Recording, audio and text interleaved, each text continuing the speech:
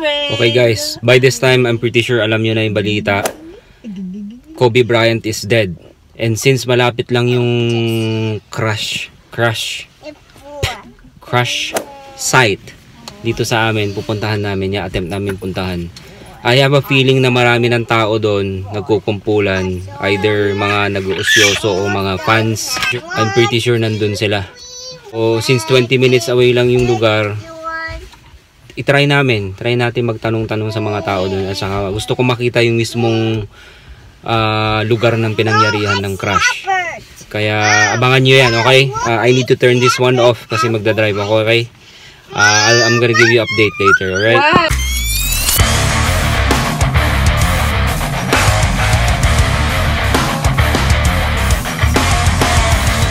Okay guys, we're trying to locate kung saan mismo nag-crash yung helicopter ni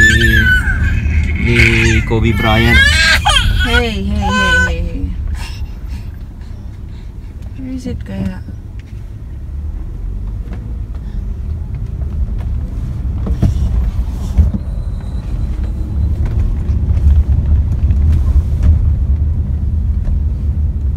Ayun, may wala ba doon?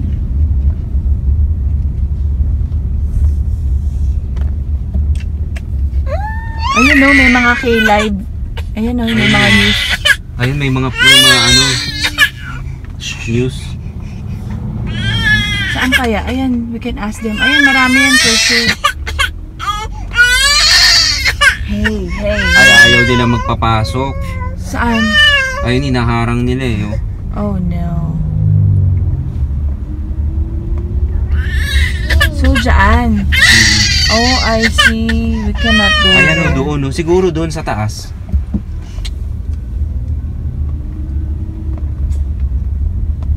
Ayun, may mga fans. Pwedeng maglakad. We can park and then take a walk. Park natin yung sasakyan. Oh no.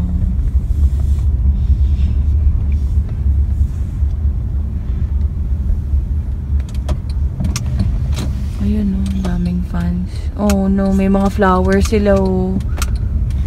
Tapos may mga Lakers. Oh, that's so sad. Oh no.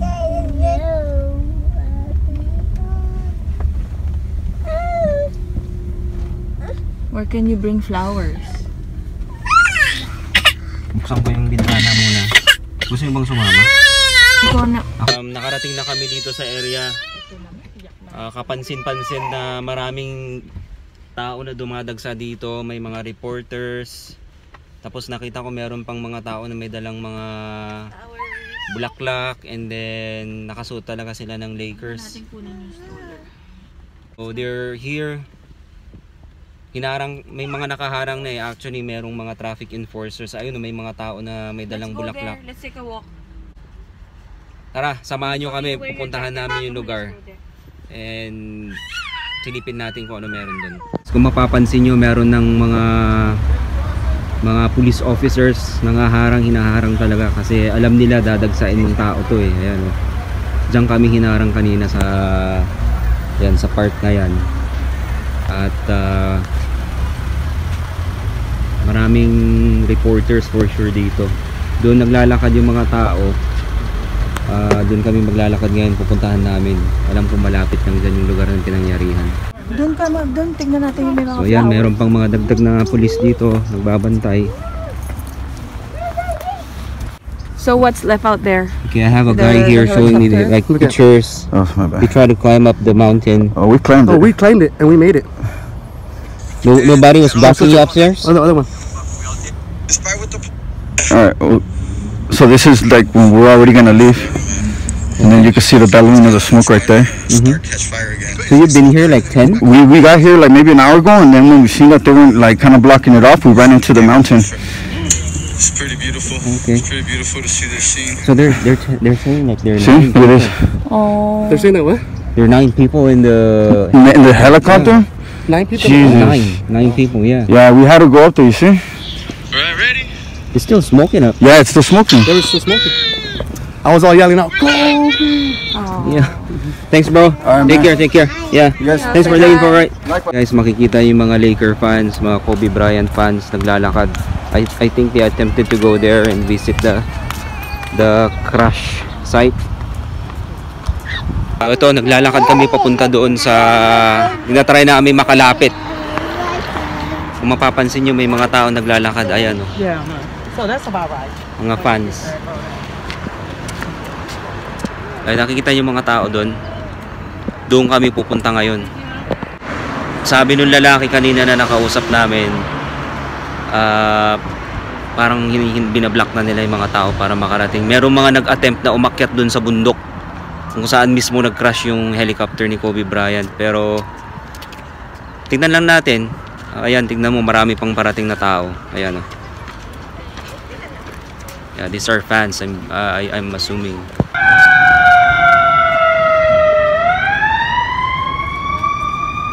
So I'm not sure kung ano yun, kung meron pa ba silang nakuhang katawan doon sa...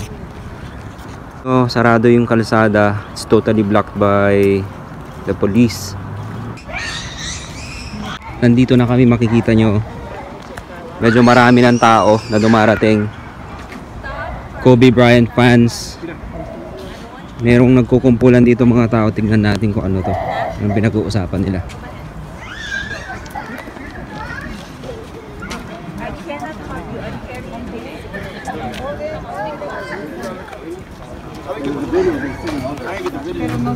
It's like transferring strangers.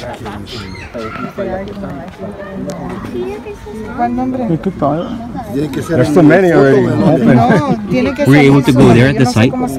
It's still too far, but you can see the smoke. It's still smoking until now? Yeah. Still No, no smoking. sale. Entonces aquí me salieron. Yeah, it's going. It's waiting right now. The people are hiding up there. You got it, bro. That's why the police moved back down this way. I came down there and tell me anything. So hanggang ngayon, sabi nila, meron pa ring usok. Hindi pa yata nakapula na complete yung sunog. So nakikita niyo yung mga tao nagpapasahan sila ng mga pictures and videos.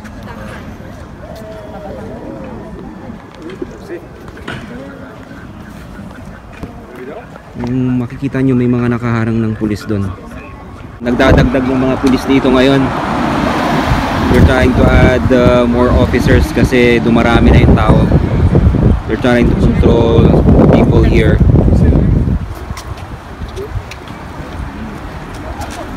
So you can see now, medyo marami ng tao. Are you guys from here? Yeah, we're from Calabasas. How did you find out about the My mom, yeah, TMZ. My mom just came into my room. I had barely woken up, so it was the first news of the day. Okay. How old are you guys? 17. 12? 19. Look at that. They're so young and they know Kobe Bryant. Yes, of course, we grew up with that. Yeah, all the games. My dad, you know, was devastated. Have you actually watched him play? Yeah. Well, not her so much, but for me, definitely, I did grow up watching him and my father, all those people. Yeah. So Alright. it's pretty devastating to see. I know, I was shocked too. I thought it was a fake news. Me too. Me too. Especially his daughter. Like she was so young. Yeah. Yeah. Her age. Oh, you're 13, right? Yeah, She's Gigi. almost 13. Yeah. Alright guys, thanks for the time. I need to leave. I have my kids over there. Alright, take care guys. Okay, bye-bye. Yan, meron na namang isa oh. Why are you crying, Zoe? You're sad that Kobe Bryant is dead? Huh? Huh, Zoe? Why are you crying? You're crying because Kobe Bryant is dead? Yeah. Yeah? Do you know who Kobe Bryant is? Do you know him? Anong Stop crying na, okay? Ang lakas ng boses mo eh. Ayan po yung anak ko, umiiyak na sa sobrang lungkot at pagdadalamhati. Ramdam niya ang pagkawala ni Kobe Bryant. Zoe, Zoe, why are you crying? Because Kobe Bryant is dead? Yeah. Yeah, oh, tignan niyo.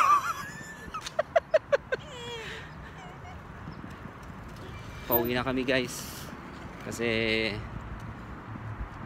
medyo dumadami ng tao, baka magkaroon pa ng gulo dyan.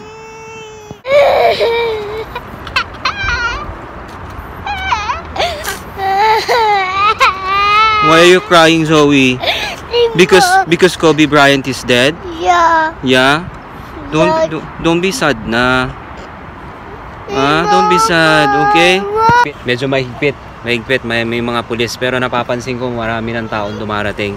Yung mga fans. At may nakausap kami kanina. Parating kami dito, papasok sa area. Meron na mga paalis na mga lalaki. Sabi nila, akyat nila yung bundok. They were actually able to take videos or clips. Ayan, meron na mga ambulance parating, oh.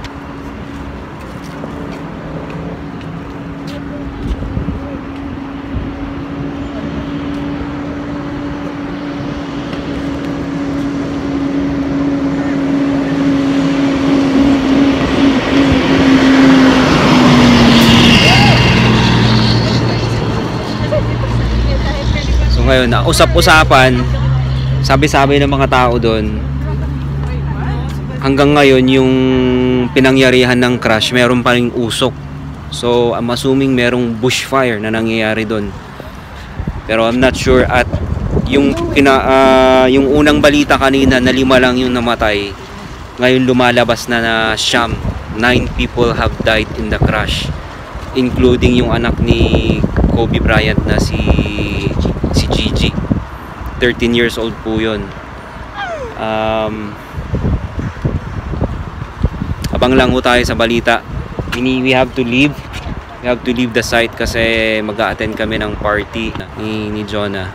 So, yun na lang muna, guys. Thanks for watching, guys. Bye-bye. Ingat kayo dyan.